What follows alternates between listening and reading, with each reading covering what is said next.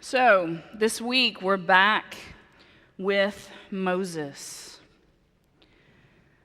Last week we were with Moses at his birth, and today Moses has grown into a man, and he is encountering God in the burning bush.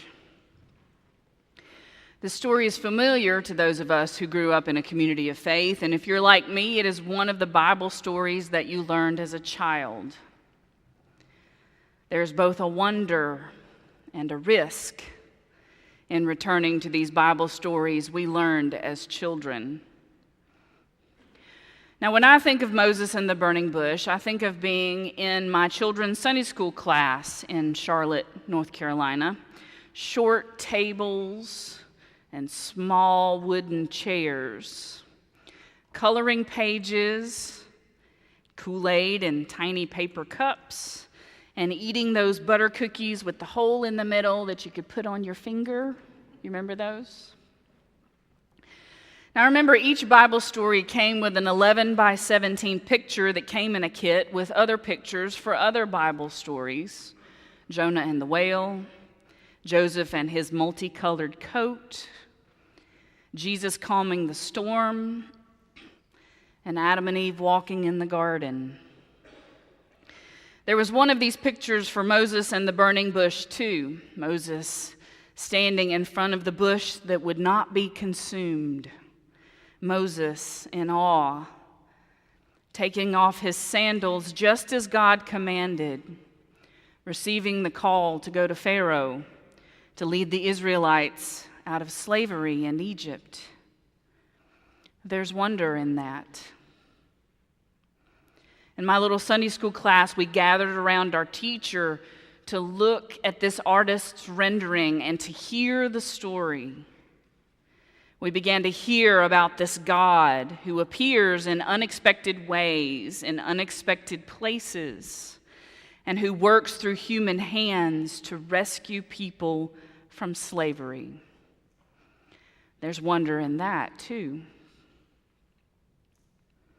But there is a risk in returning to these stories we learned as children. Because we learned them when we were young, we think we've learned them. And there is nothing left to learn. We know all there is to know about this story. Now, teaching Bible stories to children is one of our greatest challenges in the Christian education ministry. For none of the stories in our Bible are children's stories. Christina and I pore over children's curriculum, striving to find lessons that teach the text in a way that is appropriate for children. And many times we cannot tell all the story because children are simply not developmentally ready for the rest of that particular story. Take, for example, King David. Yes, he slew the giant Goliath.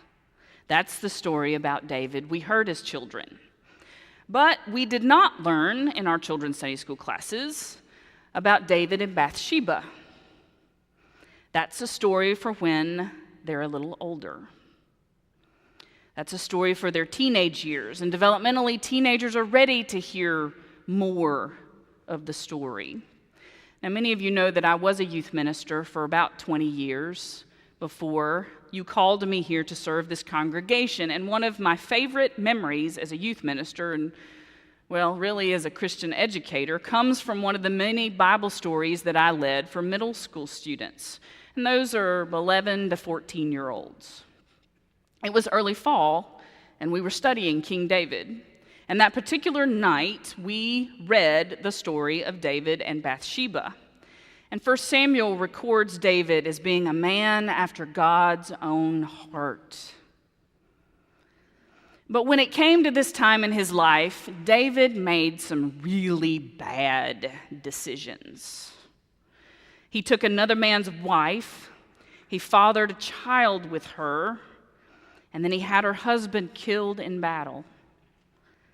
Now, after reading the story from 1 Samuel, one of my brand new 6th grade students cried out, "But I thought David was a good guy."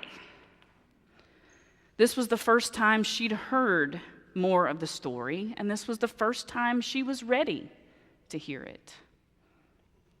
We were children once, too, contrary to what our children might believe, and we learned the children's version of many of these Bible stories. We learned what was appropriate for us to learn as children, but if we stop with the children's version, then we make the mistake of thinking that that's all there is to know, and we stop reading, we stop listening, and we stop asking questions of the text. Moses and the burning bush is one of these stories. We learned it as children. We think we know all there is to know. We think we've got the point, learned its lesson, and have exhausted the text. But we haven't exhausted the text, gotten the point, or learned all its lessons. And that's what I love about the Bible. Depending on the day you read, you'll see something you've never noticed before, ask a question you've never thought of before, or wonder about something you've never wondered about before. Our Bible is a living, breathing collection of texts. We might study it for a lifetime and still not learn all its lessons. But study it we do, because the Bible is our written authority, and because studying it and following its lessons leads us to a deeper and richer relationship with God. So, Moses, the familiar story, this murdering refugee from Egypt who grew up in the Pharaoh's court, is now a sheep herder, a shepherd. But he's not tending his own sheep, he's tending his father-in-law's sheep. He comes to Horeb, also known as Mount Sinai, and he experiences the presence of God. This God even knows his name. He is personal, calls him by name, and commands him to take his shoes off, for this place is sacred because of the presence of the Holy One, and only because of the presence of the Holy One. For holiness is a quality inherent to God, not a particular place. God proceeds to identify himself. I am the God of your father, the God of Abraham, the God of Isaac, and the God of Jacob. And then God gets right to the point. I have observed the misery of my people who are in Egypt. I have heard their cry. Indeed, I know their sufferings, and I have come down to deliver them. This God of Abraham, Isaac, and Jacob is both personal and compassionate. He not only notices the suffering of his people, he suffers with his people. The cry of the Israelites has now come to me. I have also seen how the Egyptians oppress them. So come, I will send you to Pharaoh to bring my people, the Israelites, out of Egypt. This personal and compassionate God of Abraham, Isaac, and Jacob also chooses to work through human hands. For here is Moses' commission to go. He is committed to partnership, too. And then Moses asks a question that I think most of us would ask. Well, who am I that I should go to Pharaoh and bring the Israelites out of Egypt?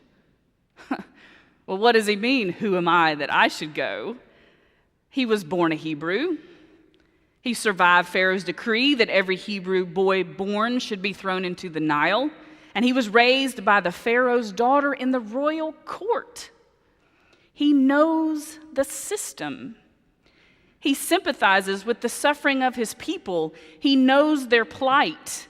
And he wants to, or at least he wanted to, do something about it. He simply made a very bad decision in murdering an Egyptian after seeing him beat one of the Hebrew people. For the most part, it sounds like God made a pretty good choice in Moses. Yet Moses doesn't sound so sure. Who am I that I should go to Pharaoh? Notice God doesn't engage Moses in the reasons he was chosen. God simply responds with, I will be with you. I will be with you. And then he tells Moses that he will bring them out of Egypt to worship on the mountain on which they are standing. In the face of such a monumental commission, God simply promises his presence, for God knows that will be enough. But this promise of presence is insufficient for Moses. It is not enough. So Moses presses on. So if I come to the Israelites and I say to them, the God of your ancestors has sent me to you, and they ask me, well, what is his name? What shall I say to them? God's promise of presence leaves Moses wanting. If he takes on this task, this commission, this calling, Moses wants something he can really count on, something at his beck and call, something he can control.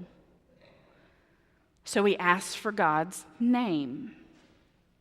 In essence, Moses is asking for God's authority. Moses is asking for God's power. Knowing God's name will give Moses the ability to call on the power of God when Moses chooses. Yet again, God only promises presence. I am who I am. God says to Moses, this is my name forever, and this is my title for all generations. So even in answer to a request for his name, God says, I will be present with you as I choose to be present with you. This is enough for you to do what I am calling you to do. You, Moses, only need to go with the assurance that I will be with you. In this calling and commission, God's presence is enough for Moses. So what is this promise of presence, and why is it enough? Well, this has been a question for me over the years. I grew up in a family that was fairly private. And if there was a crisis, we tended to take care of our own, and the pastor was the last person we called, which may sound funny coming from somebody in a pastoral role. Now, I remember my mother being in the hospital for open heart surgery, and the pastor walking in to check on us, and I felt awkward. I didn't understand why he was there. Well, now I know that he was there, representing the people of God at New Hope Baptist Church and being the presence of Jesus. But it took me a long time to understand that. It took me a long time to begin to understand the power of presence. You know, sometimes it's simply about showing up. A little over 3 years ago, I had to share with the congregation of First Baptist Church in Greenville, South Carolina, that we felt called to serve God through Immanuel Baptist Church in Paducah, Kentucky. And sharing that information with the congregation came in stages. One stage was sharing with the church staff. I'd already shared my call to Immanuel with Frank, who was the youth minister. And Frank and I had worked together for 14 years. That's a long time. We were friends as well as colleagues, and he has daughters who are my age. And over those 14 years, I became part of their family. In fact, our families still vacation together. That's where we were a few weeks ago at Edisto. Telling Frank about our decision to come to Immanuel, it was difficult. It was difficult. The time came to tell the rest of the staff. And that time happened to fall on a Friday. Friday was Frank's day off. I had already told him. I knew he wasn't going to be there. It was okay with me. It was his day off, after all. But when I drove into the parking lot that morning, his car was there, and he was there, and he was there in the meeting sitting beside me. He didn't say anything. He simply showed up. And I didn't know how important it was for him to be there until he was there. The power of presence. Sometimes it's simply about showing up. And I bet you have your own stories about people who showed up when you didn't even know you needed them. The power of presence. God commissions Moses to free the captives, and God's assurance is his promise of presence. I will be with you. That is enough. In our Matthew passage, Jesus commissions the disciples. It's another commission. Jesus is commissioning the disciples to go, disciple people from everywhere in the known world. A disciple is one who follows a teacher, and Jesus, the teacher, here in Matthew's gospel, is commissioning his disciples to teach. Teach them, Jesus says. Teach them about the kingdom of God. Teach them how to live as citizens in this kingdom, how to be merciful and kind and compassionate, how to be peacemakers, and how to love your enemies, and how to pray. Teach them how God's kingdom is like yeast and a mustard seed and a treasure in a field and a pearl of great value. Teach them how to be like little children. Teach them how to obey everything that I have commanded you. Jesus' assurance is his promise of presence. I am with you always. And that is enough. The promise of presence is so important that these words are the last words in Matthew's gospel. Remember, I am with you always to the end of the age. It was important for Jesus' disciples, and it is important for us as Jesus' followers in 2014. The disciples had Jesus' promise of presence, and so do we. Moses had God's promise of presence, and so do we. We are commissioned with this same promise that God had for Moses and for Jesus and his disciples. Go, free the captives, and make disciples. As you have learned how to live in God's kingdom, go and teach others. Be salt and light in a world that desperately needs to know the love of God. We have the assurance that I am who I am is with us. Jesus the Christ is with us. Immanuel is with us, and that is enough. Amen.